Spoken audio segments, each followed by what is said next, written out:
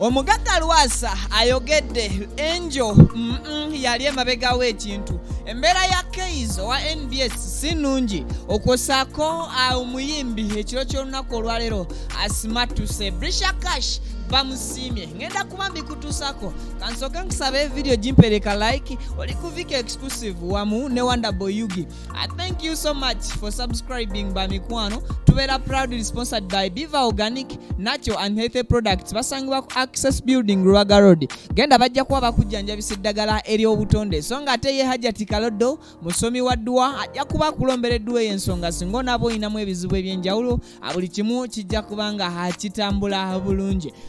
Kakati omwana mulenzi amanyiddwa nga Kayz embeera ye si nnungi ey'ebyobulamu lwa nsonga nti yapostinze Bambi ng'alaga nti obulwadde bumuli bubi era ali ku ccupa. Bwe mumulaba nga takoze mu weekend etandika ate mwebuuza ne mugamba nti ate abamugobye manyi bannayuganda n'okwanguya ekigambo bamugobye akibanguyira nnyo. So Kayz embeera gy'alimu ayeeyo ago nga tugatadde ku bbali. Mwana mulenzi omuyimbi amanyiddwa nga Easy ono nga ye yakuyimbira akayimba akamanyiddwa nga atumbiza sound munnange lunaku olw'eggulo ekiro ekikeseza olunaku olwaleero. Bwatyo asimatuse abatemu era nga bano bamugwikirizaako nga ava saidi z'emuyenga gy'abadde emunyonyo gy'abadde ava okupafominga mu kiro abwe batyo emmoroka ye ne babeera nga bagikuba endabirwamu ne bajasa era naye ng'omuntu akoseddwa byansusso abwatyo n'abeera nga Adusibwa Mudwaliiro. Atago nga tugatadde ku bbali mwana mulenzi aba omugagga amanyiddwa nga Lwasa oluvannyuma lw'okuvaayo n'abeera nga asibibwa mu kkomera okumala akabanga avuddeyo n'abeera nga akitegeeza bulungi nti omukyalo ono amanyiddwa nga Lwasa Angel Lwasa ay'omu ku baali emabega aw'okulaba nga bamufoojinga obanga abamukola ki bamulukira olukwe olw'okubanga asibwa mu kkomera. Bwatyo omugagga Lwasa yeebazizza poliisi ya Jinja Road olw'okubeera empuliriza n'okubanga nzikakkamu yasobodde okumukolerako ku nsonga ze abwezityo ne zisobola okubeera nga aziggwa mangu ne bamuwa beyiro n'asobola okuvaayo n'addayo akakalabya emirimu gye wabula nnyonnyodde ku nsonga y'okuba nti akukusa gold okusinziira ku bujulizi oba ku poliisi bye yasooka okuzuula ng'emutute mu maka ge akyogeddeko ekyo n'agamba nti omwana gwe yawa signatures ze agende mu ministry emu approving oba egobe ku nsonga ze ye yakola obubi yakwata bukwasi ku luguudo lwa Nassa n'agenda empapula bwatyo n'aziprocessingira ku Nassa y'ensonga lwaki poliisi taginenya okubanga yavuddeyo n'ekirambika nti empapula z'omukulu ono ezimukkiriza oba ezimuwa olukusa olutunda gold anjingirire y'ensonga lwaki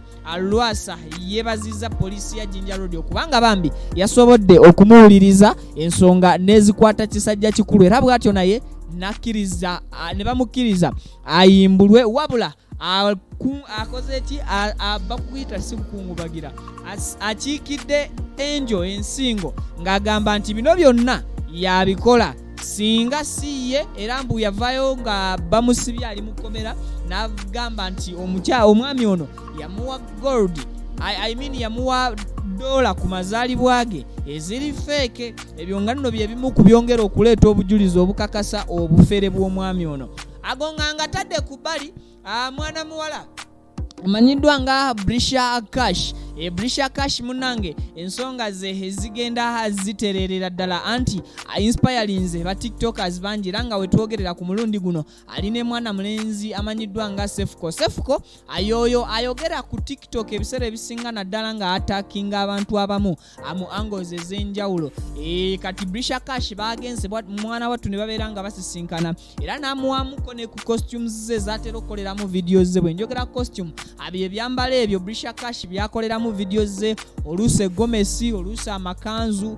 So Brisher Kash yagenze bwatyo n'akola video ne mwana mulenzi ono amanyiddwa nga Sefuko era bwatyo Sefuko n'atwala okusima ku eri Brisher Kash n'amwebaza nnyo nnyini ddala n'agamba nti abantu abamu tebasiima ng'abantu bakyaliwo naye ye Brisher amwebaza n'okwongera okukunga ba tiktokers mungere okukola oba okukolaganira awamu ensonga zibeerenga azibeera za mirembe. Bwentyo bwendabise olunaku olwaleero bampita Vicky era nga nsinzira ku Vicky exclusive wamu ne WonderBoy video tewerabira jimpeera ka like. I sign out.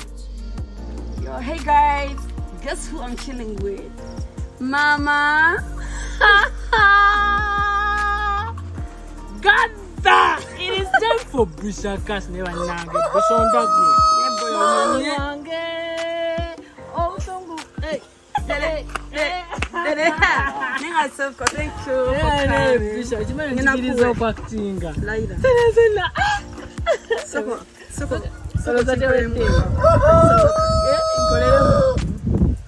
Mami wange Yeah, I'm just here to self cup. Brisher